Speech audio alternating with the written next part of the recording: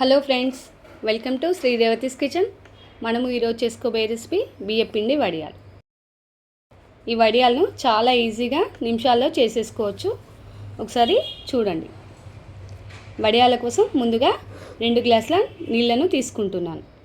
నేను ఒకే గ్లాస్ పిండితో చేస్తున్నాను. అందుకోసం 2 గ్లాసుల నీళ్ళను తీసుకొని 1/2 టీ స్పూన్ ఉప్పును వేసుకొని నీళ్ళను బాగా వేడి చేసుకున్నాను. ఇప్పుడు బాగా వేడైన నీళ్ళలో 1 గ్లాస్ పిండిని పోసి బాగా కలుపుకోవాలి. ఎక్కడ ఉండలు లేకుండా బాగా కలుపుకోవాలి. ఇలా 5 నిమిషాల వరకు కలుపుతూనే ఉండాలి. కలిపిన పిండిని ఒక 5-6 నిమిషాల వరకు స్టవ్ పైన ఉంచుకోవాలి. అందులో 1/2 టీ స్పూన్ నువ్వులు, 1/4 టీ స్పూన్ జీలకర్ర వేసి ఇంకొకసారి కలుపుకోవాలి. నువ్వులు జీలకర్ర నీళ్ళలో వేసామంటే పిండి కలర్ చేంజ్ అవుతుంది. అందుకోసం పిండి ఉడికిన తర్వాతే వేసుకుంటే పిండి తెల్లగా ఉంటుంది. ఇలా ఉడికిన పిండిని తీసి ప్లేట్లో వేసుకొని ఒకసారి బాగా కలుపుకోవాలి. పిండిని బాగా కలుపుకోవాలి, లేదంటే వడియాలు విరిగిపోతాయి. ఇప్పుడు ప్రెస్ పైన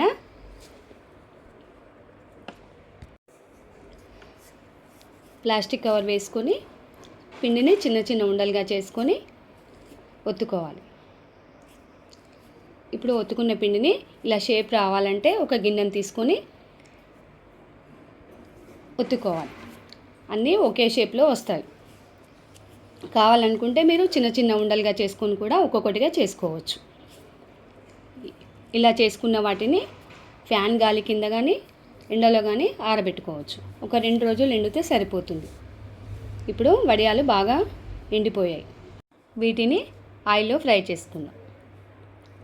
ఫ్రై చేసుకున్న తర్వాత ఇలా అవుతాయి. ఇవి కరకరలాడుతూ చాలా టేస్టీగా ఉంటాయి.